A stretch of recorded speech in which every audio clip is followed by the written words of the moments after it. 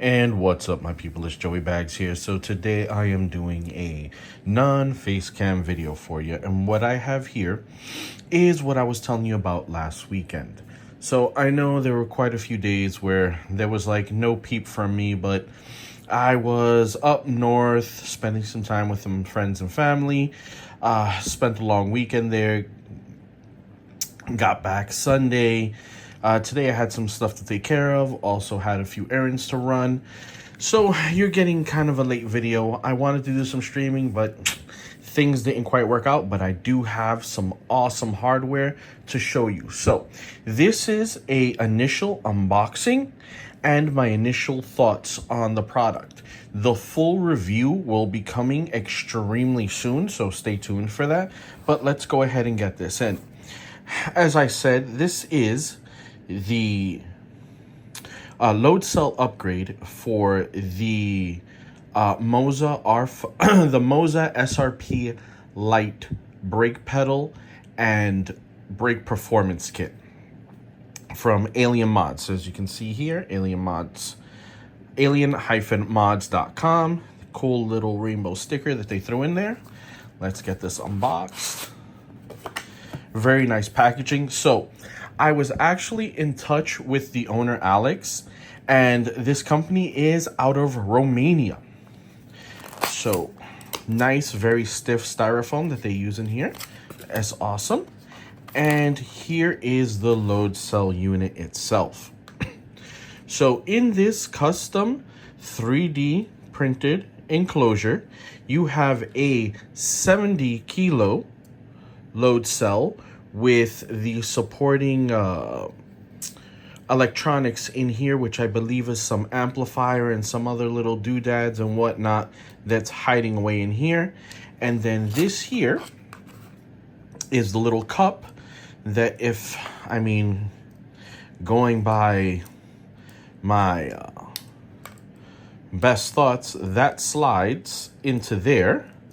And this is what goes into the bottom of the brake performance kit bolted on. And then the spring or elastomer, or however you want to set it up, will go into this section here. And actually, I happen to have, let's see if I can do this without causing too much movement for you guys to make you super dizzy. I'm reaching for actually a spring and elastomer, and I'm not looking in my drawer here. So let's see if I can go ahead and I keep this that way, at least pointed at the item while I take a look. Here we go. So this is actually an elastomer and spring out of my PXN handbrake. So let's see, does it, and it fits perfectly in there as I figured it would.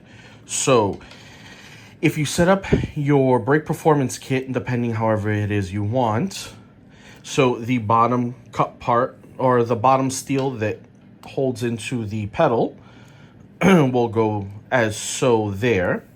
This is plugged into the front of the pedal into the controller board. And then you slide your springs and elastomer top portion into it, so it all is held together once you put it into the pedal. So as you see here, this elastomer fits perfectly, so that's an option. And here we go, I've got this spring, and this also fits perfectly. So this will go in here, and as you're pressing down, this flat portion here will make contact with the load cell arm here, and this is what will dictate, or what will measure the force being applied. And then in turn, it gets interpreted here by this, whatever's in here. The signal is sent out to the pedal, and then that's interpreted by software in game. Honestly, it looks rather simple in the fact that it is using these, what I believe are common sized parts. I believe these you can even find on Amazon if you wanted. I believe they're like 20 mil outside diameter by like, I think a 10 mil inside diameter by like, I think another 20 mil in length. I believe that's what these springs are, but do not quote me on that. I'm just going by a quick remembering of some other stuff. As you see, that fits in there. Looking at this, the print quality on this is actually very, very nice. I do have quite a bit of experience with 3D printed parts. I do have quite a few 3D printed mag extensions for my Glocks. So my Glock 19, my Glock 27, my 243, my 43 and my 43X. I have magazine extensions on all of them that have been 3D printed, and this actually looks like a much higher quality print than those extensions. And those extensions have actually been super awesome for quite a few years now, you know, of usage of, you know, loading a full magazine, then unloading it as I'm at the range. You know, that constant cycling of the spring giving it constant, you know, force. And those have held together very well for quite some time. And this looks here actually looks like a much better print than that. So I'm rather confident in this here. This part here, the printing also looks very, very nice. Very limited. I mean, you can see seams, but excuse me, guys. This is actually really nice. I'm actually really happy with this print. My only concern would be, since this is the part that is going to have a lot of pressure put down on it when I'm coming down. This here is cupped by steel and then bolted into that steel lower mounting bracket. So this has quite a bit of support. I'm not really concerned too much about that. This right here is my only area of concern, and seeing it, feeling it, it does feel really good. But like I said, you know, being 3D printed, we'll have to see what longevity holds here. But quite honestly, I am rather pleased with the quality of the 3D printing. And quite honestly, it's an extremely simple design. It's, you know, a real simple, you know, load cell amplifier in here. He's already done whatever programming mastery he's had to do here to, you know, work out the voltages. So it's literally a plug and play. You don't have to do anything on the software side. You just go in and calibrate your pedal as you normally would in the Moza Pit House software. So you're good to go there. As you see here, this looks like a simple 4-wire. See, white, green, white, red. Yeah, I mean, there's nothing. Oh, I see some yellow in there too. I was hiding. Actually, no, that red might be yellow. Either way, this looks super awesome and it feels rather high quality. So I'm extremely excited to hook this up. But I did get it today and I did want to show you guys, you know, what it looks like out the box, as I'm really excited for it.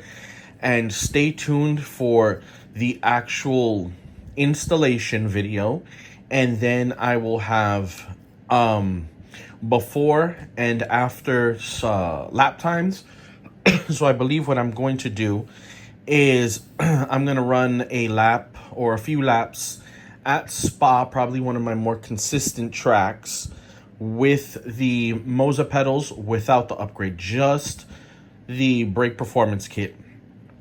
Then I will swap in this load cell, I'll adjust it, I'll calibrate it, and I'll go back and I'll do the same lap times with this, and we'll see if there's any change or if I've just, you know, just gotten so acclimated to, well, I'm also been using the Fanatec load cell. So that'll actually be another comparison to it. So I'll take my lap time with the Fanatec load cell pedal. Then I'll take my lap time with the Moza with just the brake performance kit. And then I'll do lap times with this. And we'll see how consistent my lap times are going from this to no load, well, going from load cell to no load cell back to load cell. And then we can compare and contrast this load cell to the Fanatec load cell. I also do have the Ricmotech load cell upgrade for my G29 pedals, so that's another comparison that I can draw into it. Now, the Ricmotech is a 30 kilo load cell, so we'll take that into account, but that's just one other thing I can go ahead and add to that. But guys, for right now, I just kind of wanted to show you an unboxing of this and my first thoughts, my initial thoughts before installation, before using it. As you can see here, everything. And I'm going to leave you with this for right now, and I will catch you on the next video. Peace.